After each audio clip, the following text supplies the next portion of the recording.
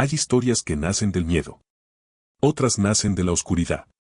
Pero hay leyendas que parecen haber sido creadas por algo más antiguo, algo que no necesita ser visto para sembrar terror. Porque a veces, no hace falta una figura monstruosa, no hace falta sangre, no hace falta siquiera un rostro. A veces, solo hace falta un silbido. Uno lejano, uno extraño, uno imposible de olvidar. En los llanos de Venezuela y Colombia, cuando cae la noche y el viento cruza los campos vacíos, muchas personas prefieren no salir. No por superstición, no por costumbre, sino porque hay algo allá afuera, algo que camina entre la oscuridad, y que anuncia su presencia con una melodía que hiela la sangre. Lo llaman el silbón.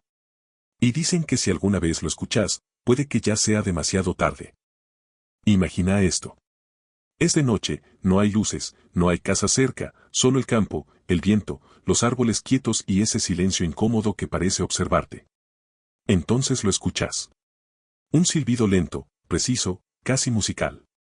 Una secuencia de notas que se repite una y otra vez, como si alguien estuviera jugando con vos desde algún lugar del horizonte.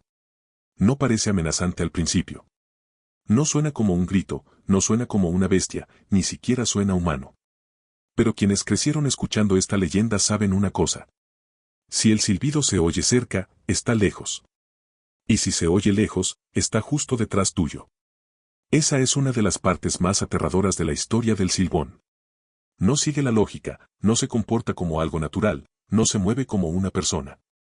Es una presencia, una condena, una sombra errante que lleva consigo la muerte, la culpa y el castigo. Pero para entender por qué existe, hay que volver al principio. A la historia del muchacho que se convirtió en una maldición. La versión más conocida de esta leyenda nace en los llanos venezolanos, aunque con los años se extendió también por regiones de Colombia. Y como pasa con muchas historias antiguas, existen varias versiones. Pero casi todas coinciden en lo esencial. Todo empezó con un joven. Un muchacho consentido, caprichoso, acostumbrado a obtener lo que quería.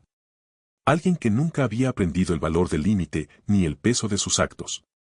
Una tarde, según la leyenda, el joven volvió a casa con un deseo extraño y brutal.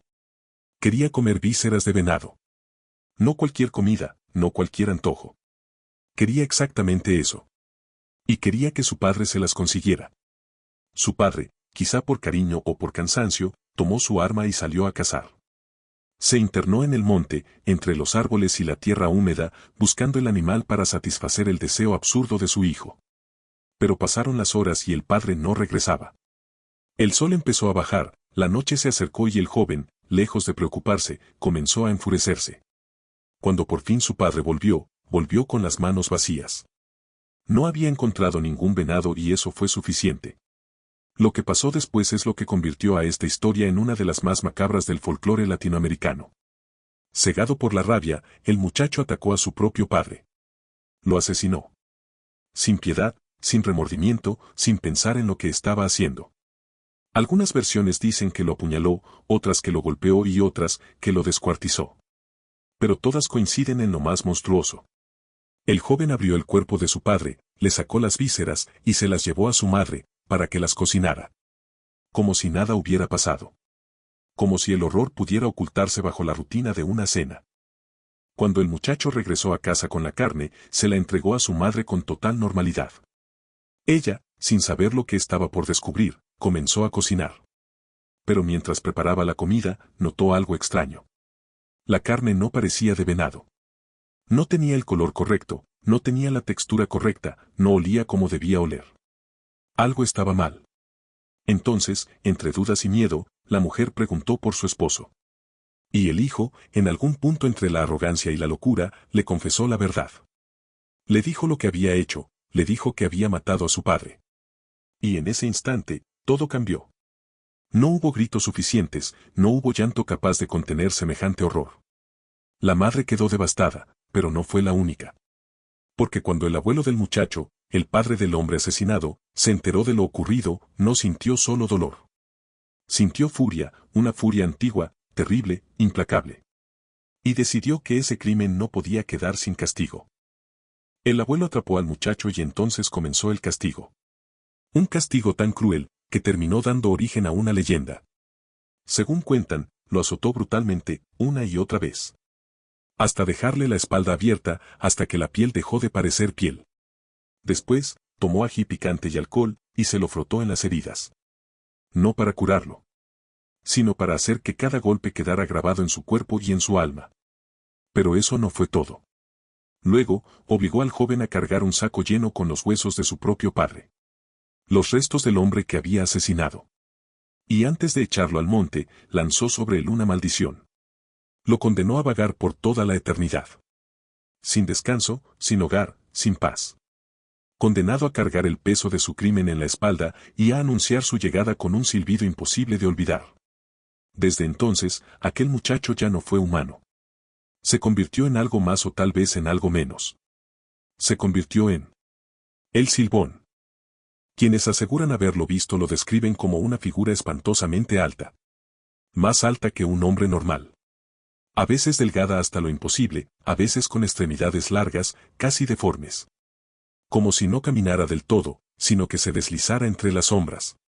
Muchos dicen que lleva un sombrero de ala ancha, otros que usa ropa vieja de llanero. Ropa desgastada, polvorienta, ajena al tiempo. Pero hay un detalle que se repite en casi todos los relatos.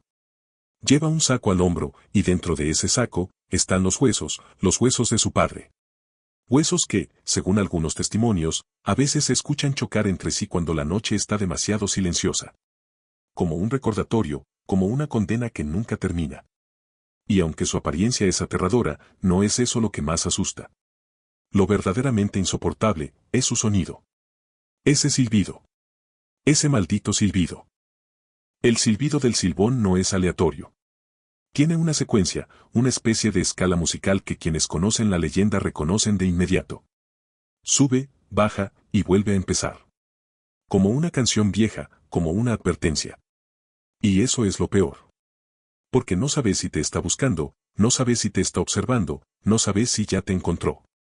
La gente en los llanos cuenta que el Silbón aparece sobre todo en caminos solitarios, en campos abiertos, cerca de haciendas, montes o pueblos pequeños donde la noche cae sin misericordia.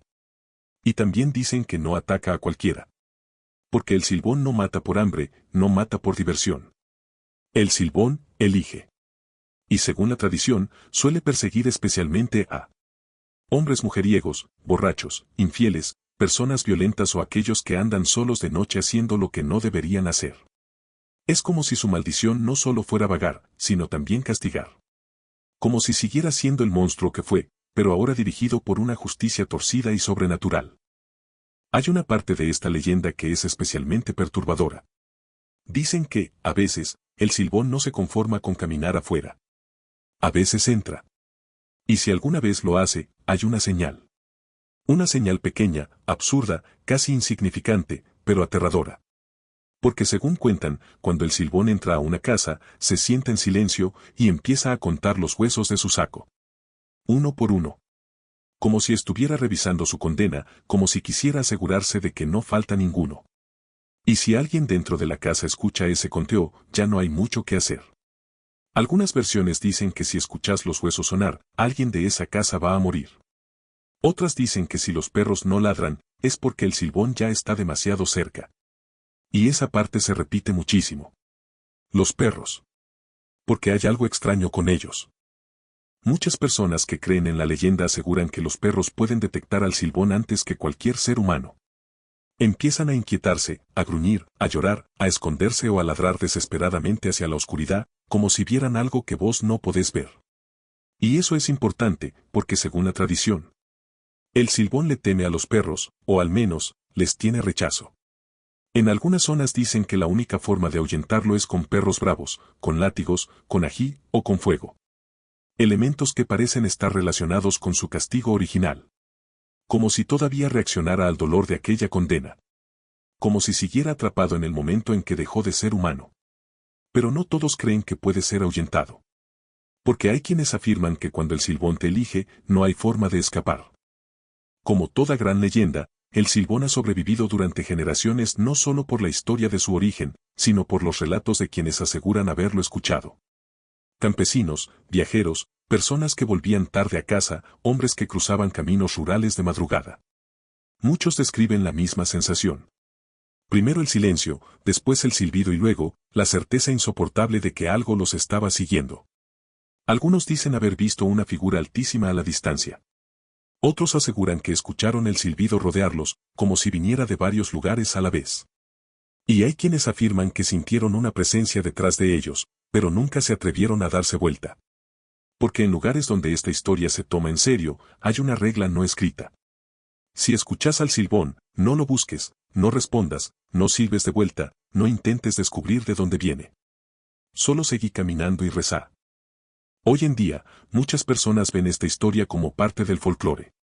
Una narración antigua usada para asustar a los niños, evitar que la gente salga de noche o advertir sobre los peligros del alcohol, la violencia y la mala conducta. Y sí, es posible. Las leyendas muchas veces nacen así, como herramientas para educar, controlar o transmitir valores. Pero hay algo en el silbón que lo hace distinto. Porque no se siente como una simple historia para asustar. Se siente demasiado específico, demasiado persistente, demasiado vivo. No es solo un fantasma, no es solo una criatura del bosque. Es una figura que carga culpa, castigo, violencia familiar, muerte y condena eterna. Es el eco de un crimen tan brutal, que el mundo decidió no olvidarlo. Y quizás por eso sigue dando miedo. Porque en el fondo, el silbón no representa solo lo sobrenatural. Representa algo peor. Representa la idea de que hay actos tan horribles que ni la muerte alcanza para apagarlos. Hay historias que envejecen mal, historias que con el tiempo pierden fuerza. Pero el silbón no. Y eso pasa por una razón muy simple, porque toca miedos muy profundos. El miedo a estar solo, el miedo a la noche, el miedo a escuchar algo que no podés explicar, el miedo a que algo te siga sin que puedas verlo. Pero sobre todo, el miedo a que el verdadero monstruo haya sido humano alguna vez. Eso cambia todo. Porque entonces ya no estás frente a una bestia fantástica o a un demonio lejano. Estás frente al eco de una persona que cruzó un límite imposible. Y que por eso fue condenado a existir para siempre entre el mundo de los vivos y el de los muertos. No como un espíritu libre, sino como una advertencia ambulante.